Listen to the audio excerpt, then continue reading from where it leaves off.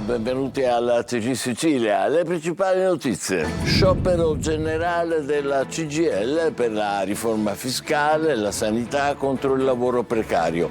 A Palermo 15.000 in corteo, lavoratori e pensionati. Non arriviamo più a fine mese, è la protesta dei manifestanti.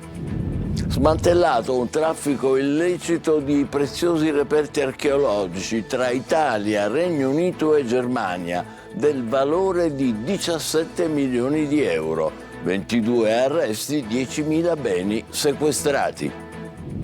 Si rafforza la tesi dell'archeomafia per i bronzi di Riace. Arrivano nuove conferme all'ipotesi siciliana secondo cui le statue sarebbero state trafugate a suo tempo al largo di Augusta. Nel pomeriggio a Siracusa i risultati della ricerca più recente.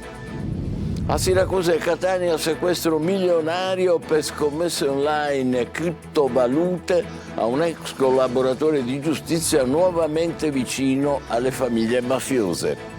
Palermo si allargano ai lavori di ristrutturazione del Mondello Palace Hotel, finanziato con i soldi del PNRR, le verifiche della prefettura partite dal rischio di infiltrazioni mafiose nella società italo-belga che gestisce la spiaggia. L'antitrust assolve le compagnie aeree per gli aumenti delle tariffe sotto le feste. Nessuna sanzione, è il mercato a dettare i prezzi, l'amara conclusione. Ai siciliani contrariati resta l'alternativa dei 2 treni a prezzi calmierati. Sicilia Express, da domani in vendita i biglietti. Calcio, nessun cambio per continuare il volo. Inzaghi, dopo 2 vittorie di fila contro Carrarese ed Empoli, vuole continuare la marcia con la Sampdoria. In campo lo stesso 11 dell'ultimo match. Proseguire la serie. Dopo 3 vittorie di seguito, il Catania cerca la 4ª a Potenza.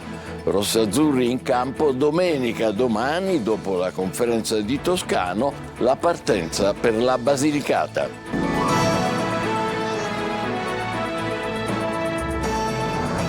Bentrovati, dunque a Palermo l'iniziativa principale in Sicilia dello sciopero generale indetto dalla CGIL contro la manovra di governo. Nel capoluogo siciliano sfilano in 15.000 tra lavoratori e pensionati. Non arriviamo più a fine mese, dicono i manifestanti. Marco Gullà. Ridiamo speranza al mondo del lavoro è la parola chiave della manifestazione regionale siciliana dello sciopero generale indetto dalla CGIL incentrato contro la manovra di bilancio del governo Meloni. A Palermo in migliaia sfilano dalla Cala fino a Piazza Indipendenza di fronte a Palazzo d'Orleans. In Sicilia il sindacato ha esteso la protesta anche nei confronti del governo Schifani e della sua legge finanziaria. In Sicilia abbiamo il fatto che viene utilizzata la spesa pubblica non per affrontare i problemi che questa regione ha, ma la spesa pubblica serve per alimentare clientele, malaffare, ruberie, sprechi, e che queste ruberie e sprechi soprattutto attraverso settori strategici della nostra regione a partire da quella della sanità. A manifestare oggi tantissimi giovani lavoratori e poi dipendenti Almaviva licenziati, metalmeccanici di Selicab in cassa integrazione, gli edili della Manelli, gli interinali di AMAP licenziati, i docenti precari dell'università e poi tanti lavoratori che non arrivano più a fine mese. Noi lavoriamo ma lo stipendio rimane sempre quello che è, non vediamo l'aumento e purtroppo la vita va sempre aumentando, è cara e giustamente ci troviamo male per questo motivo. A sfilare anche moltissimi pensionati. Non solo abbiamo la difficoltà di poter arrivare a fine mese con le pensioni scarse che abbiamo, ma siamo arrabbiati per il fatto che in questa legge di bilancio il governo sta stanziando qualcosa come 23 miliardi di euro per gli armamenti, per le spese militari, sottraendo risorse ai pensionati e sottraendo risorse anche allo Stato sociale. Altre notizie, 17 milioni di euro di antichissimi reperti archeologici, un traffico illecito internazionale e una quantità di beni che avrebbe potuto riempire un museo. È il risultato della maxi operazione dei carabinieri tra Italia, Regno Unito e Germania. 45 misure cautelari, sequestrati 10.000 beni. Eva Spampinato. I tombaroli hanno capito che la cultura rende, e molto bene. Quanto? Almeno 17 milioni di euro. Numeri riferiti solo, si fa per dire, ai 10.000 reperti archeologici sequestrati dai carabinieri in un maxi blitz internazionale tra Italia, Regno Unito e Germania, e con i quali si potrebbe aprire uno dei più importanti musei a livello nazionale. Dico 10.000 pezzi, tutti importanti, importantissimi. Sono stati sequestrati laboratori in cui evidentemente c'era un doppio mercato illecito, quello dei beni trafugati dagli scavi e poi vi era un mercato illecito rappresentato dalla falsificazione di questi pezzi antichi. La Sicilia era la terra del saccheggio, una terra proficua e preziosa dove i predatori di reperti riuscivano a trovare delle vere rarità archeologiche anche in scavi già abbondantemente indagati ed esauriti. Come? Grazie all'uso di 60 metal detector talmente potenti e di nuova generazione da far impallidire gli esperti. Si è ritenuto di darli ai competenti uffici ministeriali perché non ne sono privi. Insomma, quindi abbiamo i ladri che hanno più mezzi delle guardie. 45 persone raggiunte da misure cautelari tra Sicilia e Calabria, tra questi anche un poliziotto. Ricostruita l'intera filiera illegale che finiva anche in importanti negozi del centro di Roma, Monaco, Londra, persino in rinomate case d'asta internazionali. La rete era molto ben organizzata, sebbene in Sicilia non facesse capo alla mafia. Un garage di Paternò era il punto d'incontro per la mediazione. Solo grazie alle intercettazioni, ai tabulati e al positioning, gli investigatori hanno potuto intercettare in aeroporto un italiano pronto a volare in Germania. Nel portafogli aveva, in mezzo alle monete da 1 e 2 euro, anche 15 monete greche di altissimo valore, alcune di assoluta rarità, in bronzo. Pensate, ne esistono solo 4 o 5 al mondo. Il mistero dei bronzi di Riace adesso. Arrivano nuove conferme all'ipotesi siciliana che nei giorni scorsi abbiamo anticipato, secondo cui le statue sarebbero state rubate a suo tempo al largo di Augusta in una operazione di archeomafia. Nel pomeriggio a Siracusa ci sarà la presentazione dei risultati di una nuova ricerca scientifica in questo senso. Lorena Dolci. Prima di essere esposti in questa stanza climatizzata al Museo di Reggio Calabria, su un piedistallo a prova di terremoto con tutte le cautele per non essere danneggiati, i bronzi di Riace ne hanno viste e passate di tutti i colori. Le loro disavventure sono ricostruite nel libro di Anselmo Madeddu, che riscrive 50 anni dopo la storia ufficiale. Scoperti nel 72 sui bassi fondali di Riace, ma adagiati da 2000 anni in fondo al mare di Augusta, dove furono scoperti e trafugati da archeotrafficanti. Un mistero svelato pezzo dopo pezzo da nuovi testimoni, riscontri incrociati ed una ricerca scientifica che vi abbiamo anticipato con una serie di puntate speciali. Appena recuperati, emersi dal mare, i bronzi vennero nascosti in fondo al fiordo di Brucoli, in una delle tante grotte che ci sono vicino all'antico lavatoio. Da qui vennero spostate più volte in diversi nascondigli della zona, quindi ributtate in mare e recuperate ancora per essere imbarcate verso la Calabria. Lo raccontano alcuni testimoni. Quante statue ha visto lei? Allora, fino a 3 le ho contate, però sotto le coperte c'erano anche forme di leoni. I bronzi erano stati pescati a Brucoli. Dettomi da colui il quale ha diretto tutto il trasporto verso la Calabria, dove poi hanno venduto. Tutto il resto sono rimasti questi 2. Da ultimo lo studio che prova scientificamente che i bronzi per lo stato di conservazione non possono essere rimasti nei bassi fondali di Riace ma tra i fanghi di Brucoli e che l'argilla usata per saldare i vari pezzi proviene da una cava del Siracusano, un mistero lungo 57 anni che forse è vicino alla soluzione.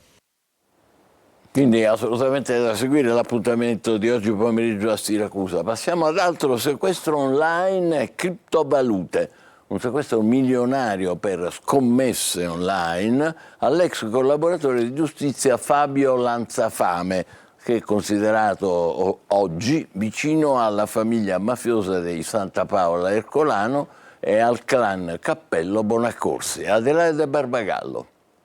C'è perfino un'ala di un palazzo storico nel pieno centro dell'isola di Ortigia a Siracusa. In tutto 89 immobili in Italia, in Sicilia anche a Catania e Romania. Soldi, attività commerciali in Italia e all'estero, attive nel settore dei giochi e delle scommesse, tra i beni sequestrati a Fabio Lanzafame, già collaboratore di giustizia. La Guardia di Finanza di Catania ha messo sotto sequestro un patrimonio da oltre 40 milioni di euro. Siracusano, residente in Romania, è noto come il pentito delle scommesse. Lanzafame, ritenuto vicino alla famiglia mafiosa Santa Paolo Ercolano e al clan Cappello Bonaccorsi, avrebbe accumulato beni e attività grazie a un articolato sistema illecito legato al settore dei giochi online, delle scommesse e del riciclaggio internazionale. Condannato nel 2020 e nel 2022 alla pena complessiva della reclusione di circa 7 anni, le inchieste ne avevano evidenziato la spiccata pericolosità sociale. Tra le accuse contestate anche il riciclaggio di ingenti quantità di denaro in criptovalute e l'intestazione fittizia a terzi di propri beni e attività economiche per mascherare l'entità del patrimonio a lui riconducibile, in modo da evitare o ridurre il rischio di possibili sequestri. Le sentenze hanno inoltre richiamato il concorso esterno di Lanzafame in entrambe le associazioni mafiose, i cui interessi avrebbe favorito agevolandole nell'apertura e nella gestione di sale scommesse e attività commerciali nelle province di Catania, Siracusa e in altre località del territorio italiano. L'operazione rappresenta uno dei colpi più rilevanti degli ultimi anni al sistema mafioso delle scommesse clandestine. Gela, incendio doloso all'alba a Macchitella. Il nuovo fast food Zangarolo, pronto all'apertura, è stato completamente distrutto. Pesanti i danni, 14 assunzioni sfumate. Ger Italia.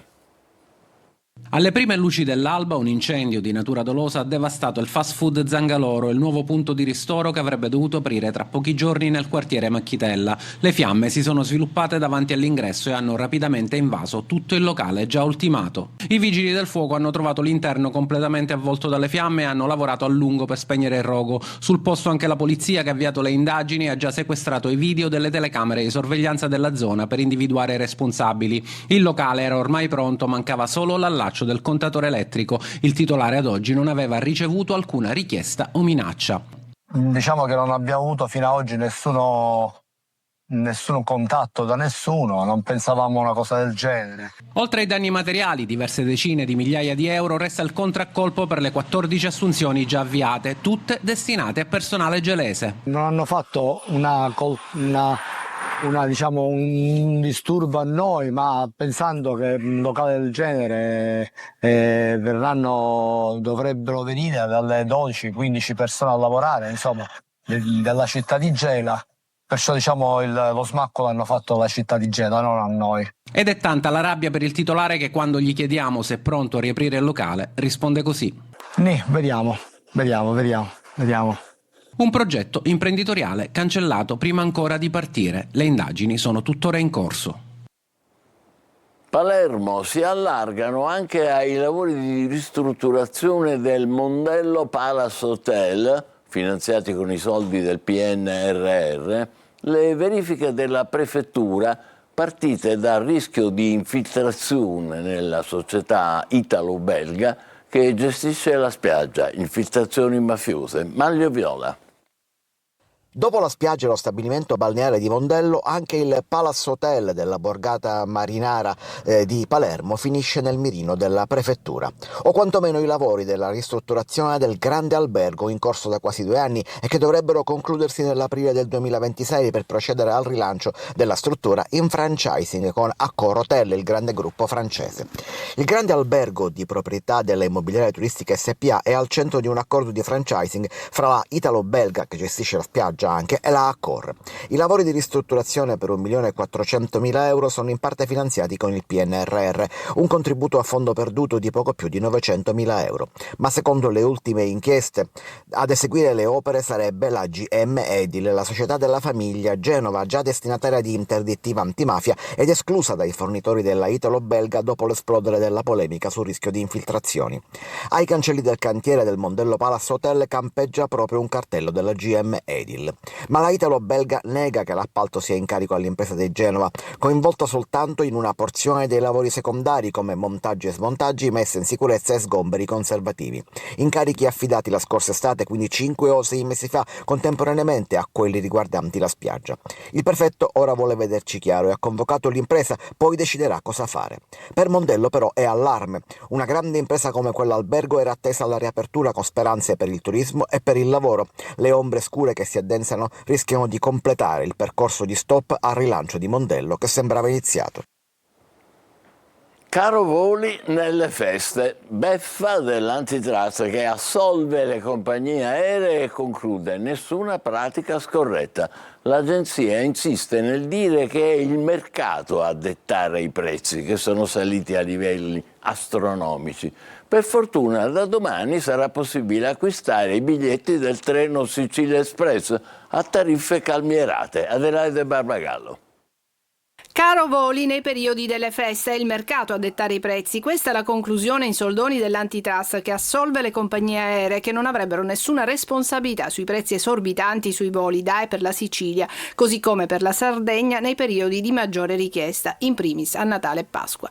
Una conclusione che sa di beffa. L'autorità, sulla base delle informazioni fornite dalle stesse compagnie aeree, ha analizzato più di 23,5 milioni di dati sui biglietti effettivamente venduti per singola tratta su voli domestici per l'anno 2023 e non rileva criticità concorrenziali. In pratica l'analisi non ha fatto emergere l'adozione di pratiche di profilazione della clientela. Al contempo però l'antitrust non nega l'esorbitante aumento dei prezzi. Grafici alla mano dimostra che il 60% dei biglietti per voli verso la Sicilia il 23 dicembre hanno un costo superiore a 200 euro, mentre la media annua di costo è di 70 euro. Immediata la replica delle associazioni dei consumatori Codacons e Assoutenti, quando a Natale dicono un biglietto aereo per volare dalle città del nord Italia agli scali siciliani arriva a costare più di un volo intercontinentale, non si può parlare di assenza di criticità.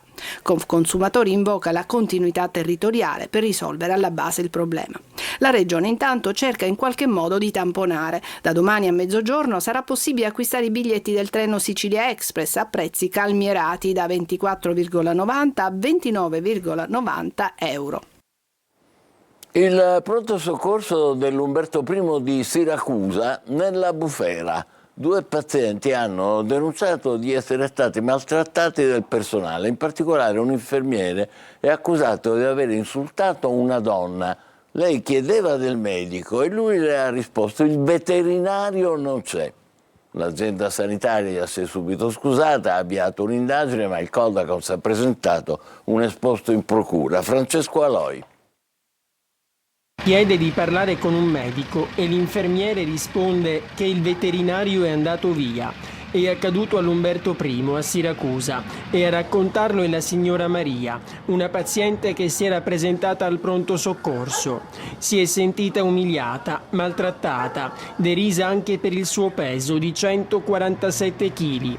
Nuda mentre le cambiavano il pannolone, ridendo le avrebbero detto che spettacolo. Scene gravissime e di ordinaria follia, con la donna che si è vista cambiare il catetere davanti a tutti, senza alcuna privacy.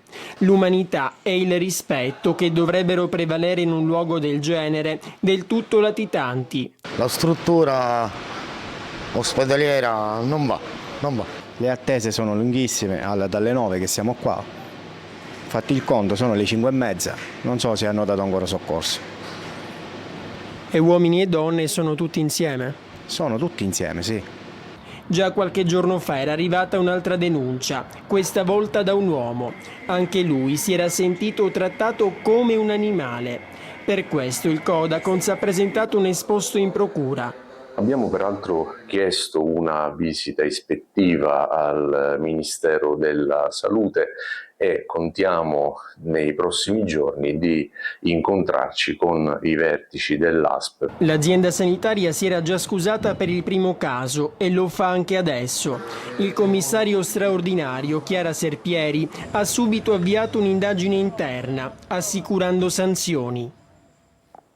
E speriamo davvero che queste sanzioni siano rapide ed efficaci. A Siracusa, adesso andiamo a Palermo, dove è stata chiusa la refezione di un centro per la riabilitazione e assistenza dei disabili che è stato trovato privo di igiene e invaso dagli scarafaggi.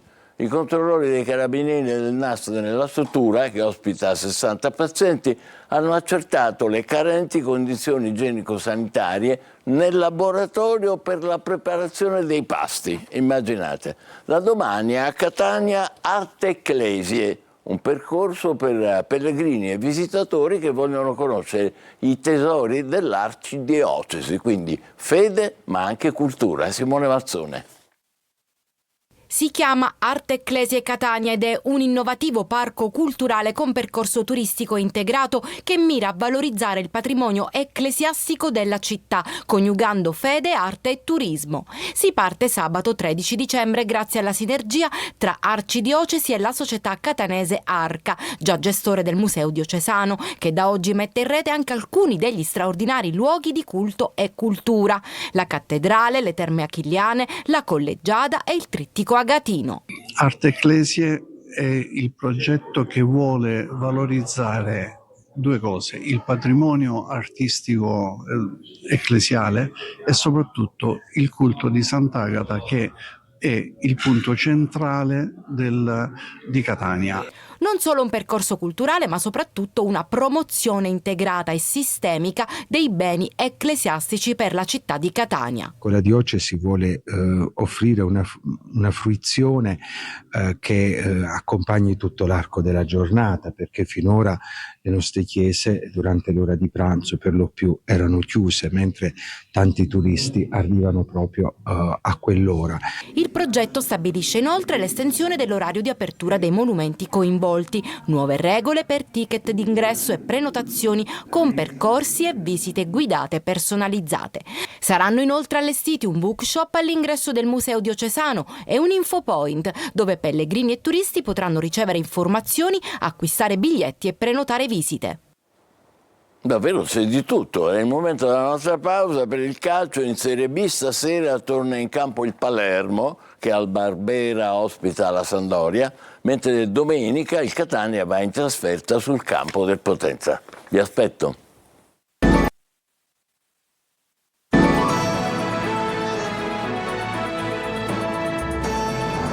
Calcio, Palermo in campo stasera al Barbera contro la Sampdoria. Rosanero a caccia della terza vittoria consecutiva. Inzaghi non cambierà formazione. Marco Gullà. Un'eventuale vittoria stasera al Barbera contro la Sampdoria permetterebbe al Palermo di conquistare, anche se per una notte, il terzo posto e avvicinarsi alla vetta. Si può fare, anche perché la formazione di Inzaghi sembra aver aperto le vele e dopo la doppia vittoria contro Carrarese ed Empoli vuole continuare a marciare sulla strada tracciata. Alla vigilia del match non parla Pippo Inzaghi, ancora senza voce dopo la gara del Castellani. In conferenza stampa al suo posto il secondo, Maurizio D'Angelo. La squadra arriva consapevoli dei propri mezzi, sa che dovrà affrontare una squadra importante e sa che dovrà fare una prestazione importante. Palermo che dovrebbe scendere in campo così, come ad Empoli: Joronen tra i pali, Beresischi, Bani e Ceccaroni in difesa, Pierozzi, Segre, Ranocchia, Augello a centrocampo, Palumbo e Ledoron sulla tre quarti, alle spalle di Poyampalo. Panchina ancora per Brunori, ormai è un caso. La Sampdoria si affida a Coda. Come ha detto giustamente il mister del gruppo dei ragazzi, arriverà una Sampdoria che, vedendo le ultime partite, ha trovato intensità, aveva fatto una bella vittoria su una partita intensa, ha giocatori che possono risolvere le partite perché hanno qualità e di un livello, in qualcuno di loro è anche di livello importante, e quindi sarà una gara molto delicata da parte nostra. Torna anche Gyasi tra i convocati, fischio d'inizio alle 20:30. Catania in campo domenica pomeriggio a Potenza. Toscano ritrova Di Tacchio dopo la squalifica e recupera Donnarumma e Pierazzini, che potrebbero partire dalla panchina. Francesco Triolo. C'è un primato da difendere, c'è da dare continuità alle 3 vittorie consecutive. Il Catania è pronto a mettere in valigia destinazione Potenza, voglia e determinazione, e sul pullman anche 3 rinforzi in più. Di Tacchio, Pieraccini e Donnarumma dovrebbero infatti far parte della lista dei convocati e se il primo rientra dalla squalifica ed è pronto a riprendersi il posto da titolare in mezzo, gli altri due sono ancora a mezzo servizio, è vero, e dovrebbero partire dalla panchina, ma intanto ci sono, così come pienamente recuperato Alessandro Raimo, già convocato in campo venerdì scorso. Insomma, l'infermeria inizia a svuotarsi e questa non può che essere una buona notizia per Toscano, ma non solo. È evidente che la trasferta di Potenza è considerata parecchio delicata. La squadra di De Giorgio è reduce dal 3-1 al Crotone in Coppa Italia Serie C, che è valso l'accesso in semifinale. Squadra quindi in salute, che non perde da 4 partite e ha vinto le ultime 2 al Viviani con Trapani e Casarano. In campo è probabile che vada la formazione vista contro il Crotone in Portadini, difesa a 3 con Allegretto, Di Gennaro e Celli, tra gli esterni a destra Casasole e a sinistra al momento conferme per Lunetta, mentre in mezzo al campo titolari oltre a Capitan Di Tacchio anche Quaini. Jimenez è d'ausilio sulla tre quarti alle spalle di Forte con Caturano che spinge da dietro per un'occasione per ritrovare il gol e non è detto che da ex l'area del Viviani non possa fargli bene. Ci fermiamo qui, appuntamento alle 20, grazie e buon pomeriggio.